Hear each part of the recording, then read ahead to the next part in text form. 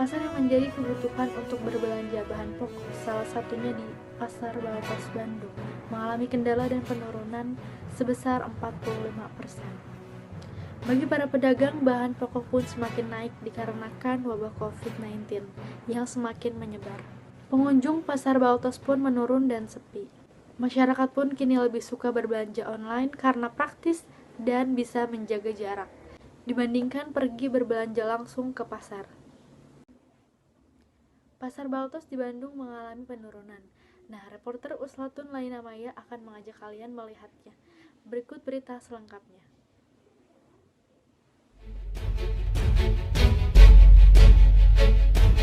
Baik, sekarang saya sedang berada di Balubur Town Square, tepatnya di Jalan Taman Sari, Kota Bandung. Karena adanya pandemi COVID-19 ini, mari kita ketahui dampaknya pada pasar tradisional.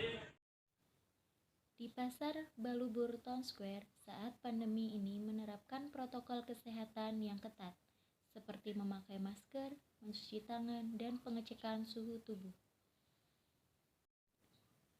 Pandemi mempengaruhi berbagai aspek dalam kehidupan, salah satunya yaitu perekonomian pasar. Perekonomian pasar saat pandemi mengalami peningkatan harga bahan dan penurunan penghasilan secara signifikan, yang menyebabkan para penjual mengalami kerugian yang besar. Karena pandemi COVID-19 ini, adakah pengaruh bagi tingkat penjualan? Ada, Seberapa besarkah pengaruhnya? sangat besar. Kalau dari penjualan pendapatan turun sampai 45%. Bagaimana tingkat kenaikan atau penurunan tentang bahan-bahan yang ada di sini? Peningkatan kenaikan lumayan tinggi sih, dari semua, dari kayak bahan kue, dari plastik, dari yang lain juga naik sih. Baik, terima kasih Chef. Karena adanya pandemi, apakah ada pengaruh peningkatan atau penurunan konsumen yang datang ke pasar ini, Pak? Lah, terutama orang-orang yang kelas menengah ke atas lah, dia takut masuk ke pasar ini. Emang biarpun ada protokol, juga tetap takut. Jadi kondisi sekarang pengaruh sekali kata orang-orang pasar mah. Dulu mah sempat ramai, sekarang udah sangat menurun. Kita kadang sering anjuran, jangan berkerumun. Berkerumun gimana Pak? Ramai aja enggak. Pasar begitu banyak kali. Jauh sekali penurunannya. Baik, Pak, terima kasih. Uslatun Laina Maya dari Pasar Balubur Town Square, Jalan Taman Sari, Kota Bandung, melaporkan.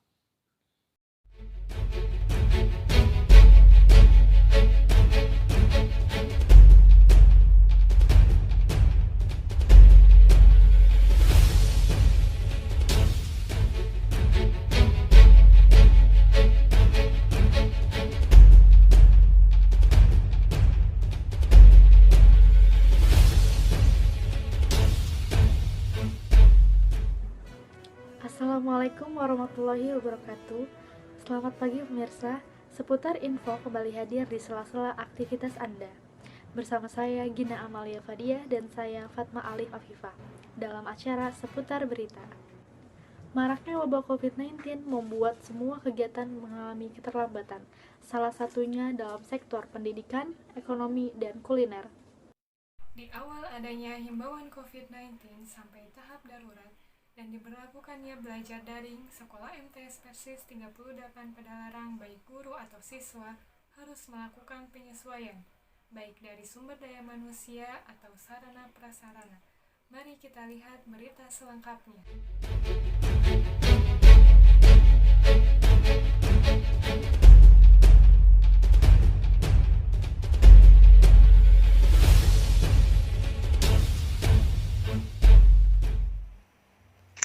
Pendidikan yang menjadi faktor utama bagi anak-anak untuk mendapatkan ilmu dari sekolah kini terhambat dengan adanya COVID-19. Dan pembelajaran pun dirasa kurang efektif karena informasi yang kurang dan keterbatasan jaringan. Mereka berharap COVID-19 akan segera hilang dan pembelajaran pun bisa dilakukan dengan offline karena belajar yang dilakukan tatap muka akan lebih efektif. Kesulitan dan tantangan terberat dalam mengajar anak-anak dengan secara daring ini apa? Ya, tantangan terberat atau kendala terberat di dalam pembelajaran secara daring ini jelas ada ya. Di pembelajaran secara jarak jauh ini tidak seperti halnya kita bisa tatap muka. Artinya ada interaksi langsung antara siswa dengan guru, ada interaktif ya. Interaktif walaupun sebetulnya bisa ya dilakukan menggunakan media dengan cara daring, tapi tetap ada keterbatasan. Di antaranya tantangan terberatnya adalah memahamkan siswa terhadap pembelajaran tersebut dengan media yang disajikan oleh guru. Karena biasanya anak selalu dibimbing kalau di kelas, kemudian interaktif dengan guru ataupun dengan temannya. Sekarang yang terbatas itu adalah yaitu tadi. Jadi ada keterbatasan interaksi, kemudian pemahaman siswa juga bersifat satu arah karena belum tentu juga keberadaan orang tua di sisi anak di rumah ketika pembelajaran ini bisa eksis orang tua itu. Biasanya anak belajar sendiri akhirnya di rumah. Itu saja. Kemudian menurut Ibu dalam masa pandemi ini lebih baik belajar online apakah offline? Online atau offline itu tergantung kepada bagaimana kondisi saat ini ya. Kalau kita yang menjadi prioritas adalah keselamatan, kemudian kesehatan anak-anak ataupun warga sekolah yang lainnya, tentunya di kondisi yang saat ini COVID belum terkendali, sepertinya online menjadi pilihan yang tepat. Ya, walaupun memang dari sisi pembelajaran itu tidak maksimal. Tetapi kalau misalkan kondisi sudah terkendali, kemudian tatap muka menjadi pilihan, itu pun tentunya sekolah harus mempersiapkan protokol-protokol kesehatan. Jadi tidak sesederhana apa yang disampaikan oleh orang tua ketika orang tua itu sudah jenuh kemudian menyuruh sekolah membuka tatap muka. Menurut saudara dalam pembelajaran daring ini apakah ada kesulitankah?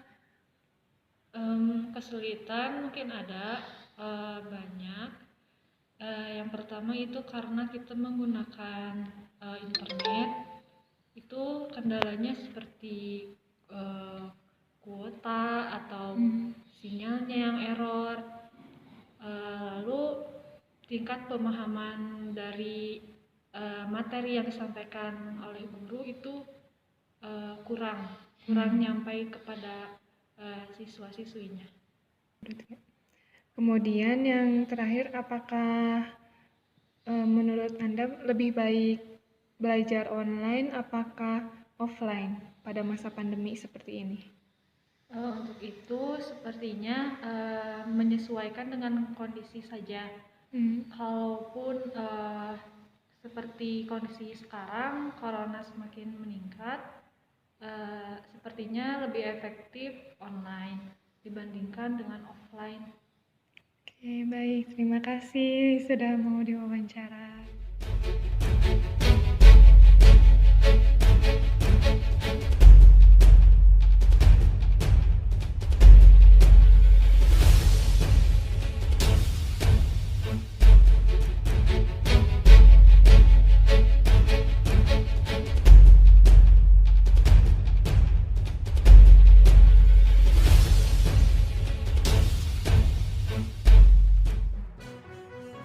Lalu lintas di Jalan Sukajadi, Kota Bandung mengalami keramaian dikarenakan masyarakat yang tidak patuh akan kebijakan pemerintah.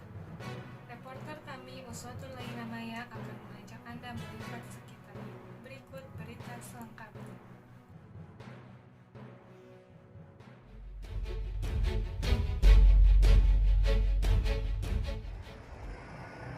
Pandemi COVID-19 membuat ruang gerak kita semakin terbatas.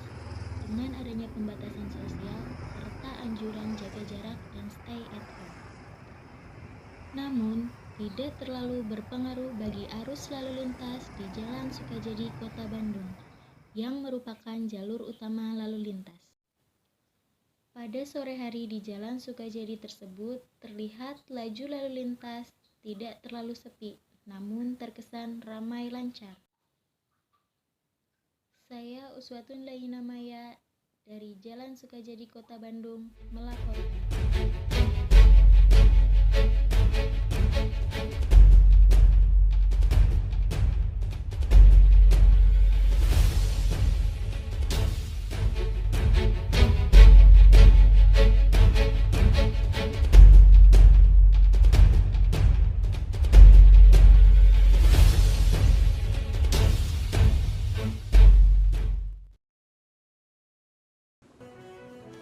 Taman Sejarah Bandung kini menjadi wisata terfavorit di Indonesia. Bukan hanya dengan wisatanya yang menarik, tetapi kulinernya yang harus patut kalian coba. Nah, reporter kita Uswatun Laina Maya akan mengajak kalian melihat sekeliling Taman Sejarah Bandung. Berikut berita selengkapnya.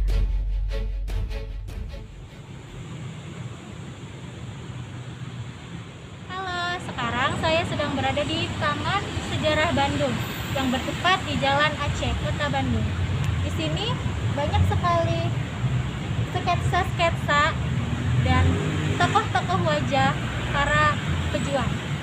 Di Taman Sejarah Bandung juga terdapat spot dengan tokoh-tokoh yang berjasa di daerah Bandung.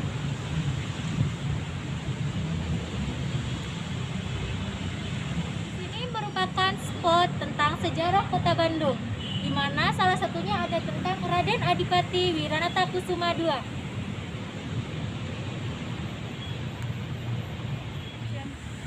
Di sini juga terdapat 2 spot sketsa, di mana di sebelah kiri saya yaitu sketsa perjuangan Kota Bandung, dan di sebelah kanan saya merupakan ikon-ikon yang terkenal di Kota Bandung. Saya Uswatun Laina Maya dari Taman Sejarah Kota Bandung, Jalan Aceh, Bandung melaporkan.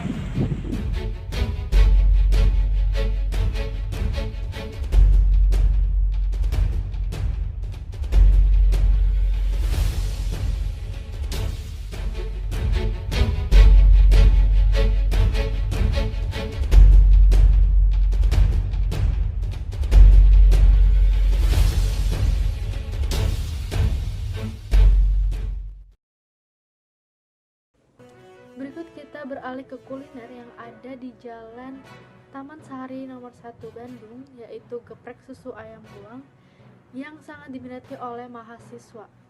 Nah, reporter Siti Alfia Solihat akan mengajak Anda melihat sekeliling dari geprek susu ayam goang. Berikut berita selengkapnya.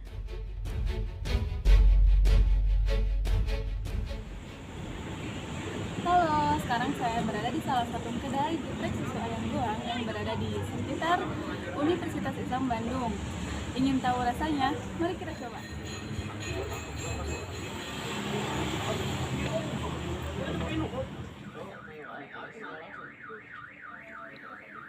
Di kedai ini, proses pembuatan menunya dibuat saat kita baru memesan, dan fasilitas yang ada sangat nyaman dan bersih, serta disediakan tempat cuci tangan.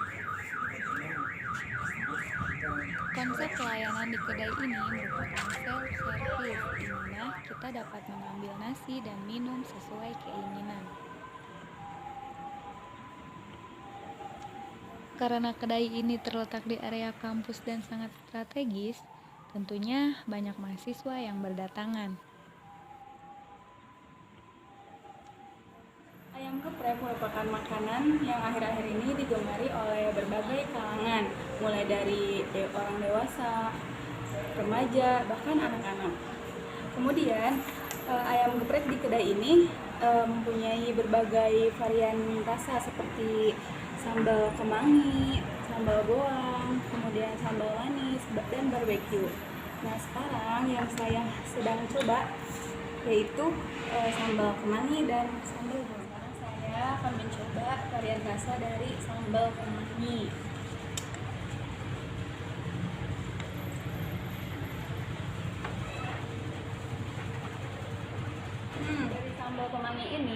bumbu dan sambalnya merupakan perpaduan yang pas.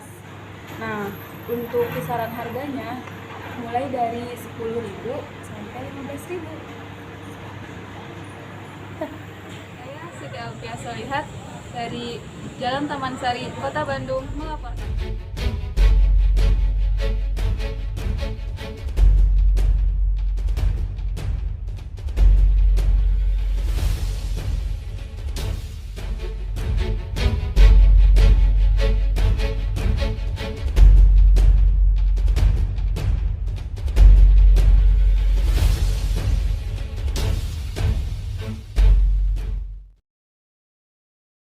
Berita selanjutnya akan menjadi berita penutup pada kali ini.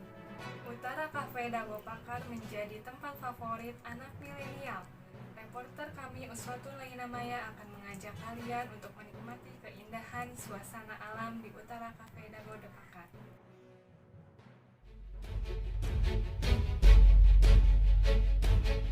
Untuk merasakan sensasi nongkrong di sini, yuk ikuti saya. 361.